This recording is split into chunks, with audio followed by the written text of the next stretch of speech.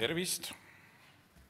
Minu nimi on Kalle Voolaid ja mul on teile hea meel teatada, et sport on väga huvitav. Meie Spordi- ja Olümpiamuuseumis teame seda väga hästi ja me mõtleme iga päev sellele, kuidas seda teile ka paremini teatavaks teha. Üks võimalusi on konverentsid. Enne võib-olla veel 2 sõnaga spordist.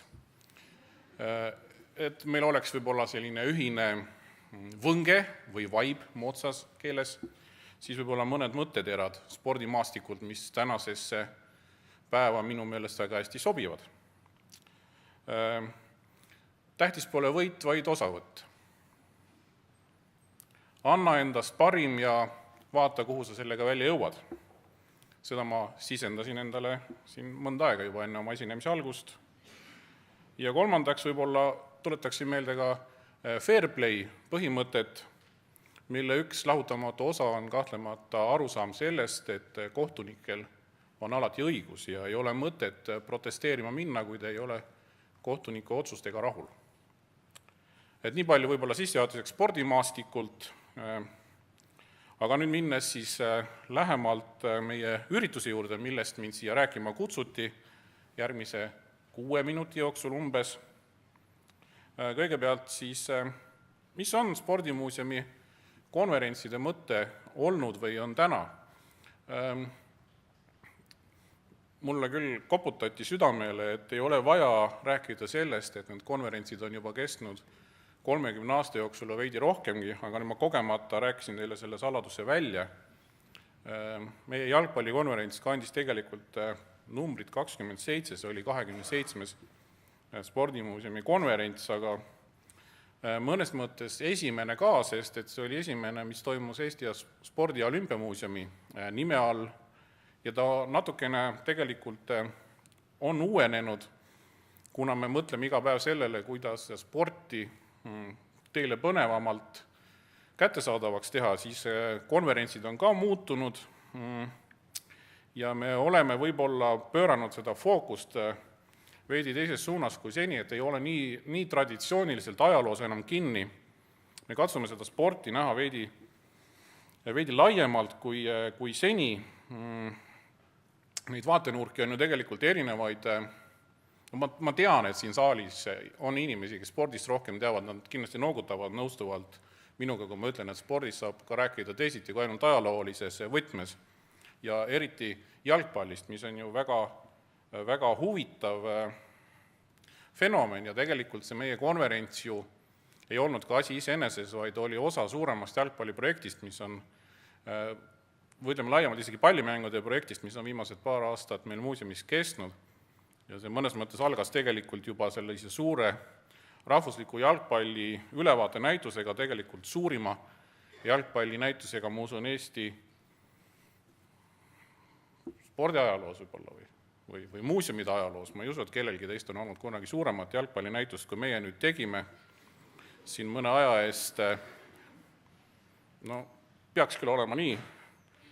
Ja selle näituse interjööris siis see konverents toimus, see oli üks osa sellest näitusest selles mõttes, et suurem osa meie jalgpalli ajaloost ja rariteetsetest eksponaatidest ja põnevuslugudest oli tegelikult selles näituses kogu aeg kaasas ka selle konverentsi jooksul, mistõttu me tundsime võib-olla sellist eksperimenteerimisjulgust ka rohkem, kui muidu oleks tundnud ja ei kutsunud väga palju ajaloolasi, kuigi meil oli ka ajaloolisi ettekandeid. Ja see näitus tegelikult, mul on hea meel Tallinna inimestele teatada, ei ole läbi. See näitus praegu on üleval meie suurimal jalgpallistaadionil A. Le Coq Arenal siis. See on siis staadioni nimi, see ei ole midagi enamat.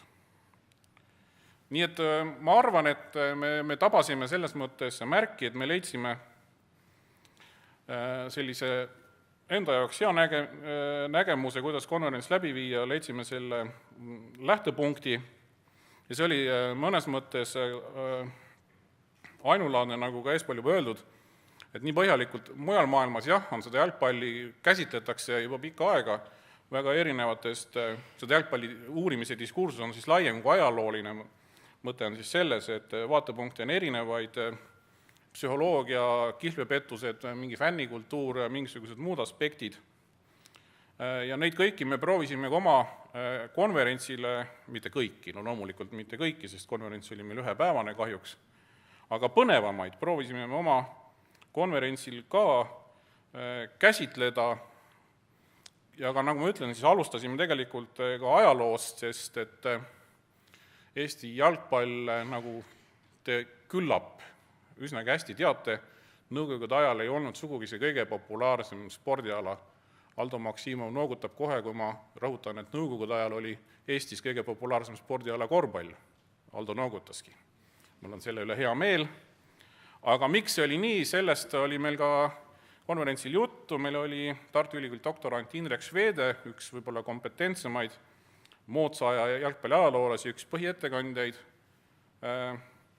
Meil oli psühholoog doktor Aave Hannus, kes rääkis mingitest otsustest, mida jalgpallis üsna kiiresti tehakse, eeskätt siis treenerite vahetamisest hooaja keskel ja mis motivatsioon ja miks seda tehakse, mis põhjustel neid selliseid üsnagi järske otsuseid alatihti tehakse ja kas sellest ka kasu on.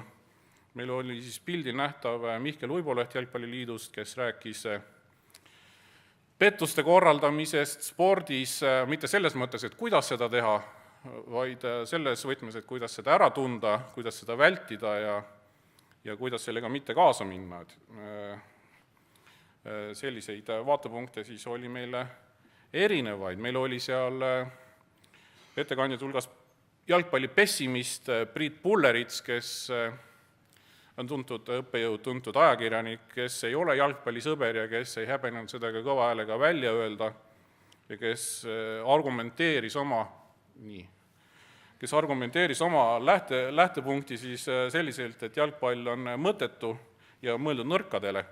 Ja kõige suurem spetsialist siis Mart Poom, üks jalgpallilegend, kes ei tea, kes võttis siis oma karjääri kokku, lisas oma sellise värske pilgu, eksponeeris ka ühte teist sellise kiire väljapanekuna, siin on tema väravavai särk, nagu te aru saate, selja peal on tema nimi.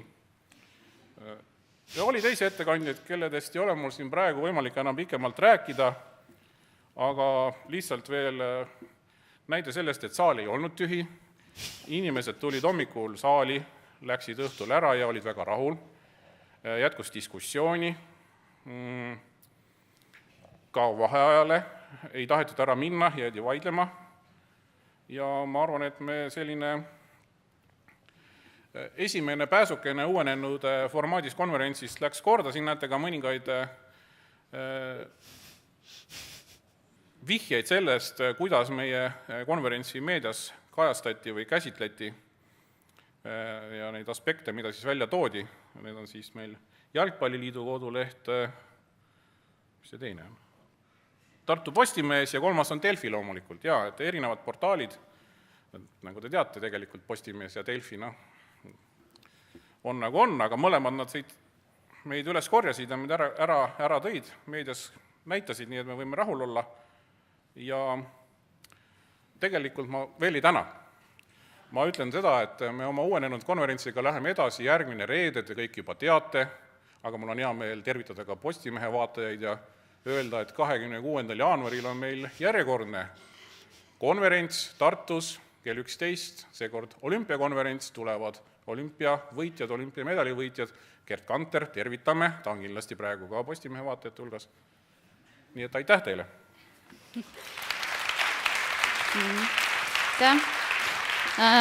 Ma jalgpallist liiga palju ei tea, aga seda ma tean kindlasti, et see ei ole tõsi, et jalgpall on nõrkadele. On parem kui see? Ei, ma seda ei hakka ütlema. Aga ma tahtsin küsida, ma kindlasti satun rumalasse olukorda kohe, aga mis asi on lapsik asiotaaž? Lapsik asiotaaž? Priit, mul on mikrofoni tagasi. Tere kõigile! Lapsik asiotaaž Priit Pulleritsa arvates tähendas seda, et jalgpallis räägitakse liiga palju, eriti olukorras, kus Eesti jalgpalluritel, välja arvatud Ragnar Klavan, kes mängib maailma parimas jalgpallimeeskonnas Liverpool, ei ole saavutusi. Eesti jalgpallikoondisel ei ole saavutusi ja ei ole mõtet seda mulli puhuda, kui midagi ei ole ette näidata. Et õiged mehed teevad kestvussporti, tervitame ka siinkohal Priit Pulleritsu, kes võib-olla praegu teeb trenni. Ja naised. Ja naised ka, aga Priit Pullerits räägib rohkem meestest.